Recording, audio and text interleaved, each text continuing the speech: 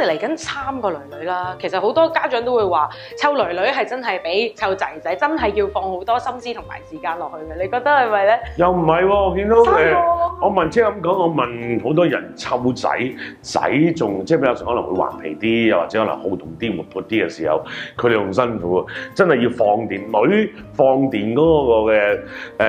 電量佢哋低啲嘅，但係仔個電量哇好勁啊，好長壽啊！暫時唔覺太太都 OK， 咁而家我有屋企又再請多個工人佢媽咪即係我外母又多啲嚟幫手咁樣，佢都可以 handle 到嗰啲嘅時間，譬如即係湊我哋翻學、放學啊、功課啊咁樣都應付得到噶嘛。佢唯有好好地咁樣去處理屋企，我就好好地喺出面去拼搏咯。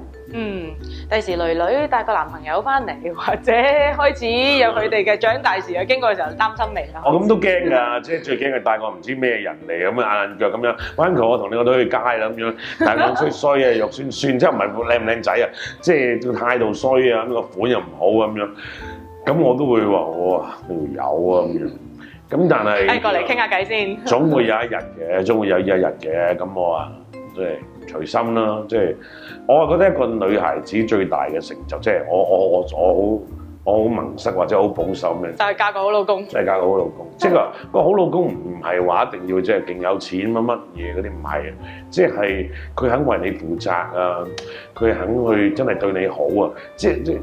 即係我寧願係咁樣咯，即係話哇好嘢啊！我女嫁得好啊，好威啊！嫁咗個唔知咩超級富二代咁樣，哇！原來條友又成日出去又滾啊，又成啊飲啊，又劈啊咁樣，跟住之後你日日喺度即係以淚洗面咁樣，應該有咩用啫？我寧願係簡簡單，你個老公可能做個普通嘅文職工作咁樣，但係佢真係好愛錫你嘅，生咗 BB 之後好努力咁做一個好爸爸，咁簡單得，即係我使乜要個女個老公揾好多錢啫？即係係咪先？咁其實而家嚟講啦，喺屋企啦，嗰套對小朋友嘅管教方式，其實你同埋太太會係點樣分配個角色同埋？我諗嚴少少啦，太太會係即係因為佢真係對佢哋多啲啊嘛，同埋佢啲規矩會多啲嘅，即係譬如一定要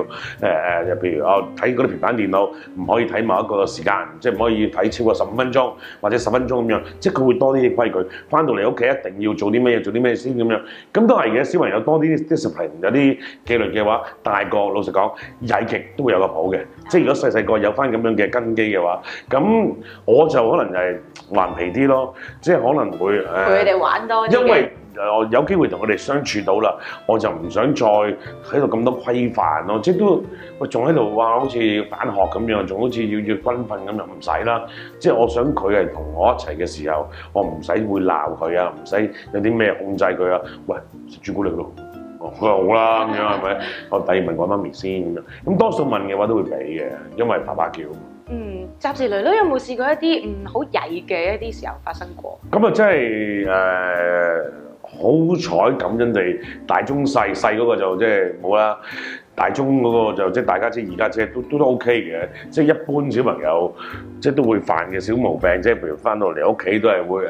又要玩陣先做功課啊咁嗰啲啦，呢個都係有嘅，咁但係唔嚴重咯，即係佢都會真係會緊張嘅，唔得啦，今日有好多功課，今日要做咗啲功課先啦咁樣，如果唔係玩唔到噶啦，即係佢都有啲咁樣嘅自律性，咁呢樣嘢已經算係好好噶啦，咁啊好曳嘅嘢啊，